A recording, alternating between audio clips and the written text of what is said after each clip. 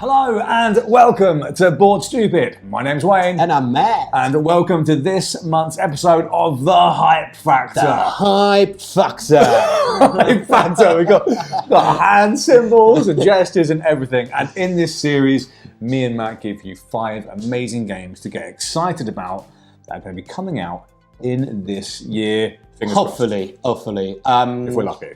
Hopefully these games are coming out 2024. That's what we read about, that the games are supposed to come out 2024, but you never know. Exactly. It's, sometimes publishers got delays or, hey, not our fault. Speak with them directly. Exactly, don't blame us. I don't want angry comments below, it's fine.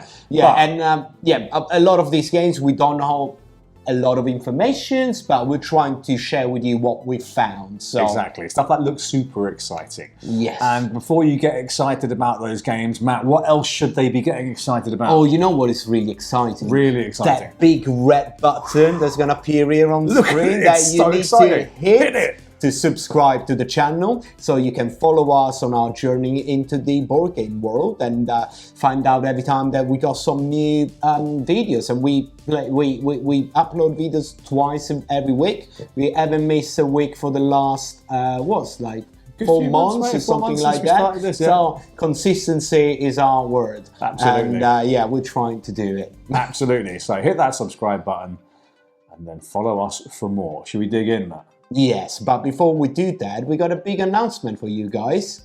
As you can see from my t-shirts and Wayne t-shirts, we got our new sponsor. And this video, we're very happy that we joined into the AM family. And into the AM, for the few of us that don't know, are the guys to produce this fantastic t-shirts. Yes. And with fantastic team and all very geeky, so it's definitely stuff that you need to check out. And what we got for our guys here? We have a 10% exclusive discount. If you hit the link below, you'll get 10% off your order, or you can use our promo code, which is BoredStupid, same word, capital B, capital S. And you can see that in the comments below. We love their stuff. It fits great.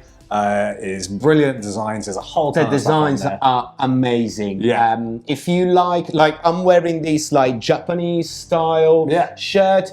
They got an entire section with all this very quirky Japanese style t-shirt that mix there's one that I really want to ask the guys if we can have one. It's one with the samurai astronaut. That is fantastic. Definitely check out all that stuff, all the geeky ones, the more RPGs or like D&D style stuff. That is fantastic. And they fit great, they feel great. The print is absolutely fantastic, so definitely have a look. You got a 10% discount using our link, and check this out. Check it out. Okay, let's start with the Hype Factor. Hype Factor, number 5. So this game, I know that you were really upset when you didn't manage to get it HPO. Oh, I was elbowing people out the way. I was trying to get first in line. And you didn't manage, but hey, we got a good news, because the problem was that the game was only in German and Spanish. And Spanish maybe, and you don't know either of German and Spanish. Sadly not. My Czech is roughly okay, but German and Spanish absolutely not. And they brought 5 English copies. Yeah, so they went out, but we are talking about Sea Dragon. And Wayne, tell us why you were so hyped and why you're so hyped now, because it's coming to retail for the UK market, US market as well. Tell us everything about the game. I certainly will. So it got picked up by another publisher, which is fantastic, to then be released, like I said, in English, as Matt says. And this looks tremendous. I think this could potentially be a Kennerspiel nominee. I think it looks that exciting and that interesting, and the feedback has been so good. Yeah. It is a relatively light to medium weight game. It is essentially a game of area majority, where you're placing these amazing looking wooden dragon pieces onto a board. Yeah. You draw a card, and the card will have a different shape, and you're going to place your little dragon pieces in different shapes on the board to try and get different things and sink ships and get gold and get different area majorities and try and fulfill different requirements for the end game scoring. looks really, really fun. The production looks amazing. Yeah, it looks really good with the little dragons and all of the great colorization as well, like brilliant colors.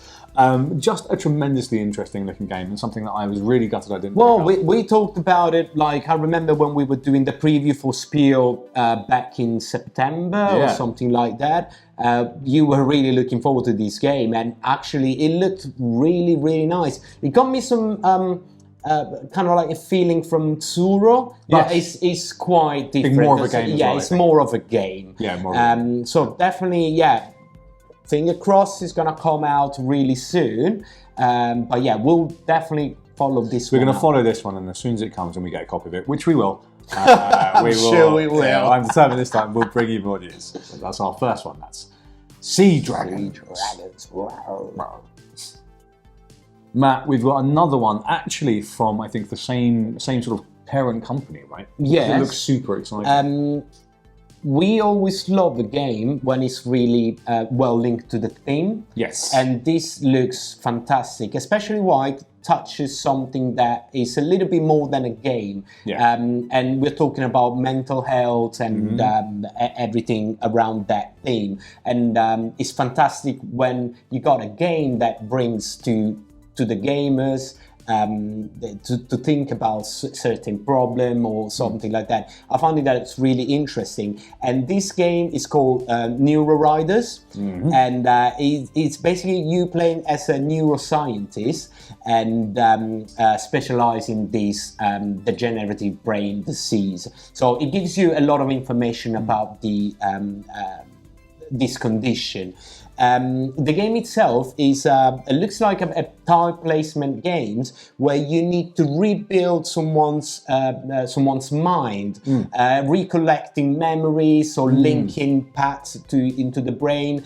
It looks really, really interesting. And again, the fact that it takes a very serious subject and bring it to gamers, I find it is really, really fantastic. Absolutely, I think this is a tremendously exciting sounding game. Yeah, and like you're saying, Matt, we get excited when it's a really interesting and evocative theme. Yeah, exactly. That sits and makes you think. Like Unconscious Mind was another big one. Exactly. Yeah. That we really also looking very excited forward. About. Absolutely. But there's already plenty of hype about that. I don't need to go on the hype factor. Well, hopefully we're gonna get our copy soon. Exactly. As well, so there is that. But yeah, this one looks super interesting. So do go check that one out. And that's Neuro Riders. Okay, now for our next one, we got something that looks like a very heavy Euro game. So it's gonna be stuff that you like. But the theme is again really, really nice, and I really like this movement in the board game community nowadays that we're trying to touch like more serious topic rather than always having dragons and sorcerer. And this is about like environmental. Yes. Is an environmental theme, and the game we're talking about is Pampero. What Pampero is? Pampero, from what we can gather, actually looks like a economy-based game built on a theme of clean energy, biomass, wind energy, that sort of thing. So the idea being that you are essentially the Uruguayan government or something being concerned about sort of domestic energy, and then trying to use investing in green energy to then fund other projects in the economy. Yeah. So again, super interesting, serious theme based around clean energy and that sort of thing, but then brought to a nice heavy Euro, because there's plenty of things to get involved in there. There's lots of hand management, there is a little bit of card drafting, there is action selection, exactly, a little bit of set collection, that sort of stuff. So there's a ton going on in this game, and what I liked about it and what brought me to it, Matt, was the fact that it's Ian O'Toole's design. Yeah. And Ian O'Toole has a great way of making heavy games readable. And what I mean by that is, just because the game is complex doesn't mean the art design has to get in the way. No, His art design helps you play the game. Yeah. Which is a tremendous thing. I don't know how he does it. He's a magician. But that's what's very exciting. He's a very good guy. That's how that makes it's a hard skill. That makes a Euro game that I would normally be like, stay away from me. Yeah. Something like that. Instead, if I read the card and I understand what's going on, not having to read 300 pages, or to remind me every time what it is, and it's a great designer and a great design. Yeah, so absolutely. So again, you've got a little bit of tableau building as well. So there is a ton going on. There's a lot. There's like there is quite a lot. There seems like a lot going on. And to be fair, I mean, I like games like this anyway. So I don't have too many of them because typically they'll run quite long. And you know what I'm like, Matt. I like to play a few games in the evening. But on the rare occasion, I do like to dig in for 4 or 5 hours. I like a nice, thinky, crunchy Euro with lots of interaction with other players as well. So and this one looks like it's going to be one of them. And Pampero. All right, we got one more. So it was 2012 when the original game of this is we're talking about a spin-off. Yeah.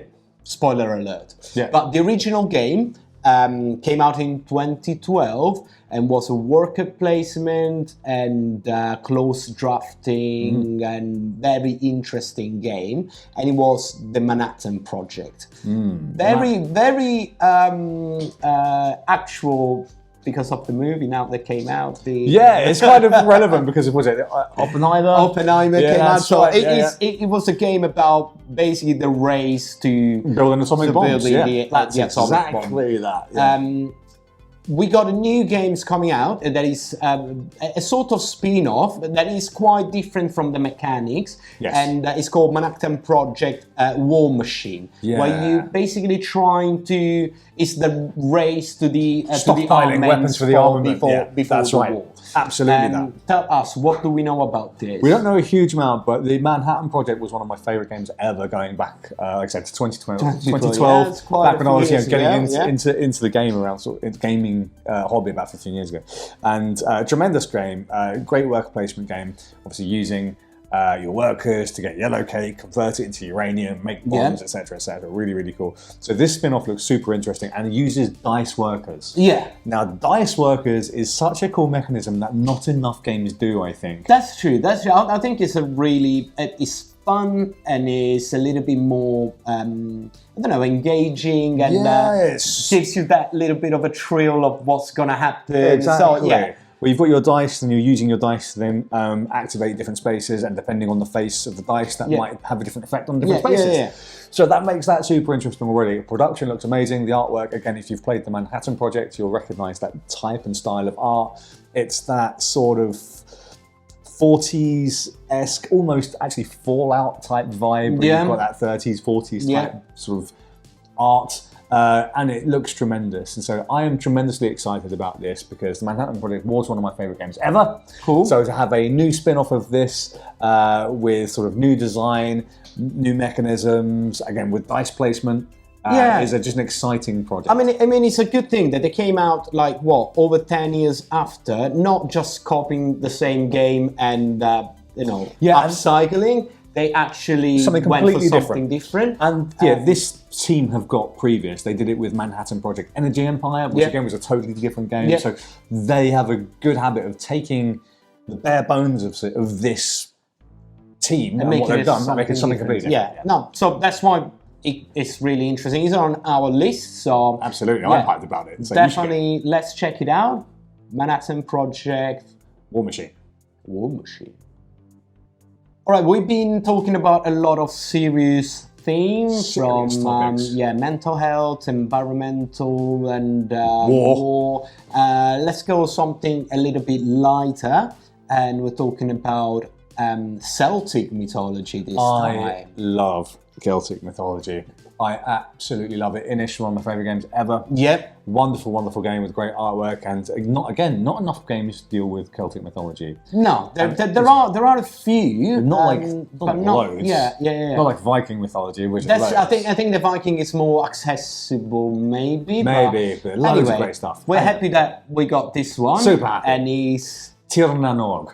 Tir Na Nog. Pretty good. Yeah, so this looks tremendous. So in this game, it's very card-based, Matt, from what we've seen. And the artwork looks really good. Looks tremendous artwork as well, which I think you should probably expect from a game that deals with Celtic mythology. Yeah. And it has what appears to be an almost Everdell-based sort of tableau building, very much a focus on the tableau. Yeah, I think we both had the same feeling when we saw at least what it looks like from now. When you got what they call for this game your story card. Yes. Where you draft basically your tableau, and at the end of the game, depending on the storytellers that you got in your tableau, you will score more or less, basically. And then with a little bit of worker placement that you get putting on different cards to do different stuff, and using those workers in different ways. And so this looks tremendous as well. So a 5-round game, so it won't outstay its welcome. Looks very interesting. Artwork looks tremendous. And again, a few reasons to be excited about this one. Not only the fact that it deals with Celtic mythology, which is very interesting. The fact that it looks like it does these things that we already enjoy in other games. But done in an interesting way. This is gonna be a fun one. We love Everdell, and having this is not going to be the same game, but having something of that genre that is about Celtic mythology sounds pretty much our. Sounds right up our street, exactly. So this is the last one on the list to get excited about for this month's episode of the Hype Factor. Hype Factor. So that was March's episode of the Hype Factor. You need to do this. You need to do this. I don't know what it is. I don't know what it is. I feel like a Power Ranger. So. You busted this out at the beginning of the video, and I don't know how to deal with it. But now I'm doing it. So there we go. Check out these games, and also remember that you must hit the subscribe button. It's a very big. You can't miss it. It's like Matt's going to, in the edit, put a big red thing there. Press that. The one that looks like that down there. Do that. And if you like these funky t-shirts, make sure you hit the link in the description for 10% off your order. Don't forget, into the AM. We really gladly joined the family, and we can bring you some nice t-shirt with a discount. So why not? Absolutely, why not? Remember to check out the rest of our content everywhere, and all that good stuff. And let us know what games you're excited about in the comments below. Until you do that, we'll catch you again real soon. Ciao.